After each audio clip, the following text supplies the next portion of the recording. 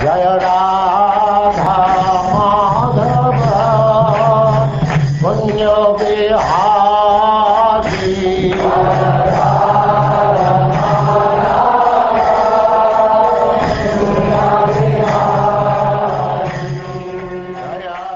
And now chapter 13, the Dynasty of Maharaja Nimi.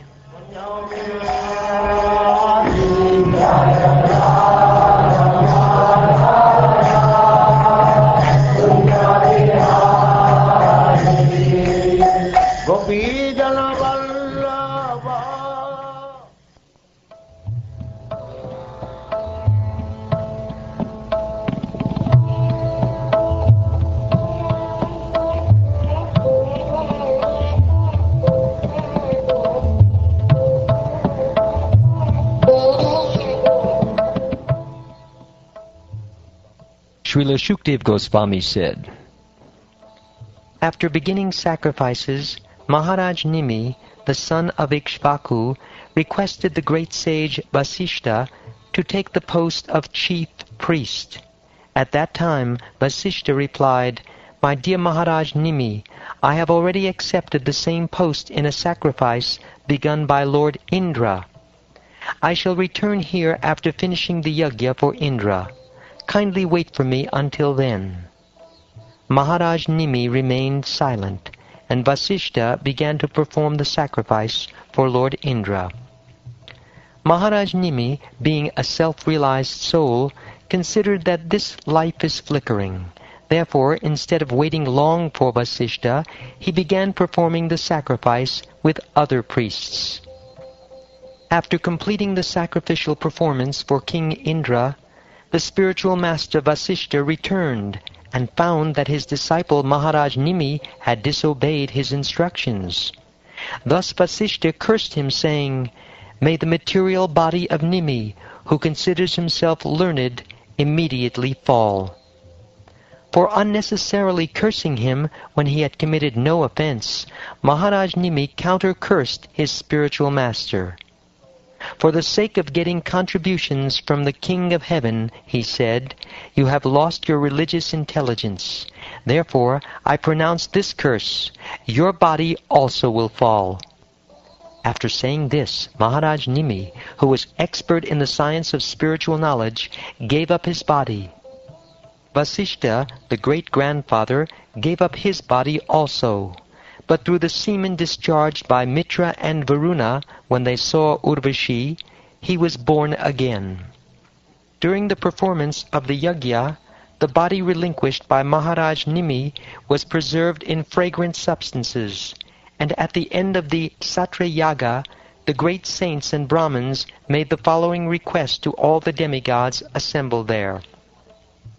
"If you are satisfied with this sacrifice, and if you are actually able to do so, kindly bring Maharaj Nimi back to life in this body." The demigods said yes to this request by the sages, but Maharaj Nimi said, "Please do not imprison me again in a material body."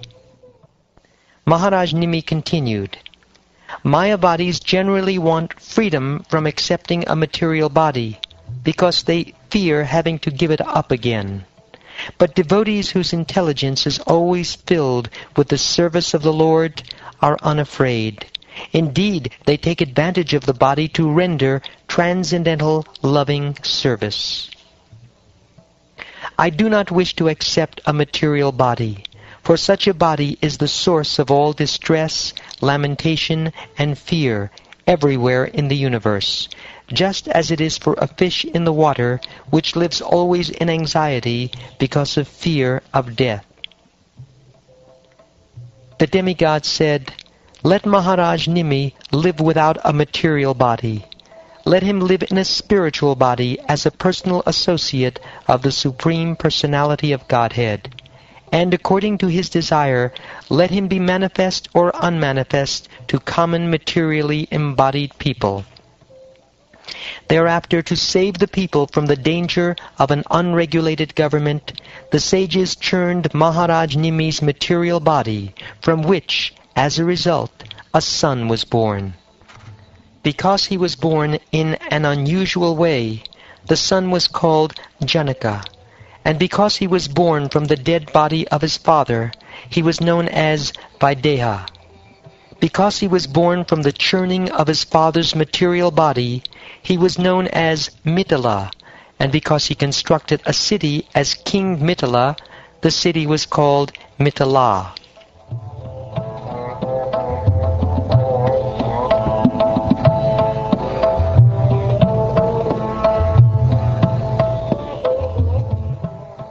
O King Pariksit, from Mithila came a son named Udavasu.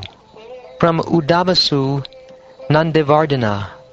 From Nandivardhana, Suketu. And from Suketu, Devarata. From Devarata came a son named Brihadrata. And from Brihadrata, a son named Mahavirya, who became the father of Sudriti. The son of Sudriti was known as Drishtaketu, and from Drishtaketu came Haryashva. From Haryashva came a son named Maru.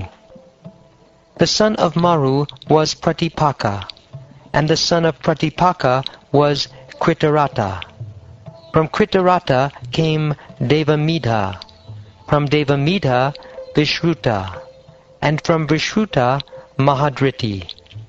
From Mahadriti was born a son named Kritirata. From Kritirata was born Maharoma.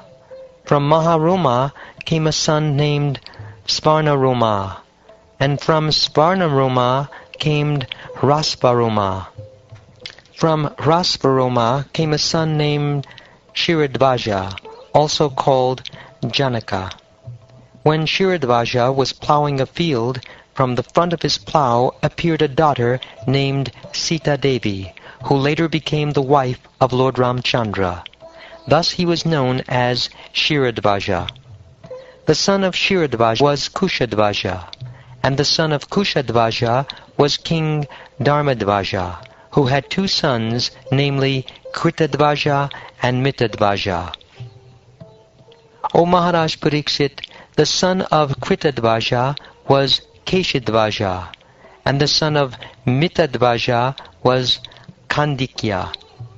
The son of Kritadvaja was expert in spiritual knowledge, and the son of Mitadvaja was expert in Vedic ritualistic ceremonies.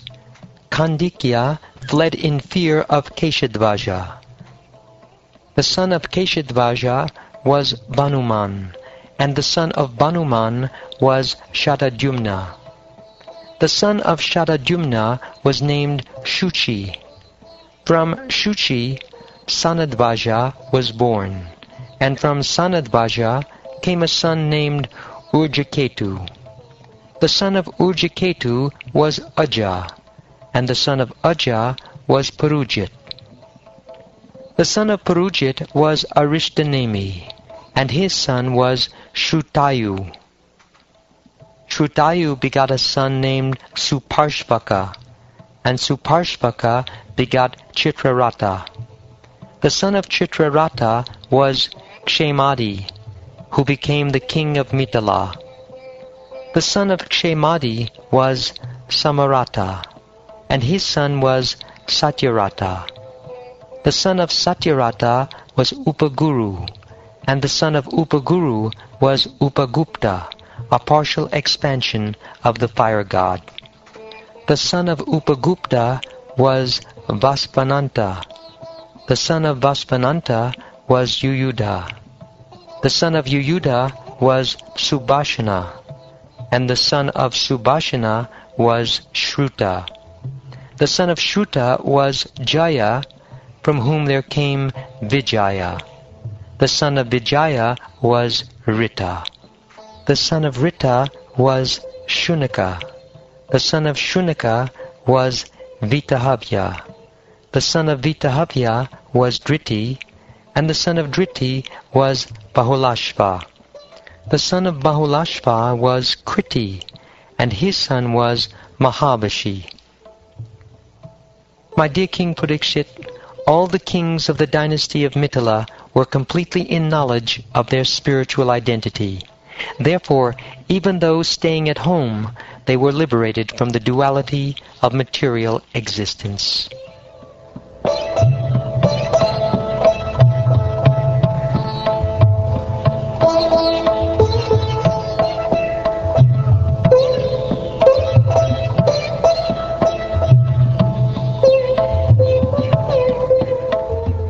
Thus ends the 13th chapter of the 9th canto of the Srimad Bhagavatam, entitled The Dynasty of Maharaja Nimi.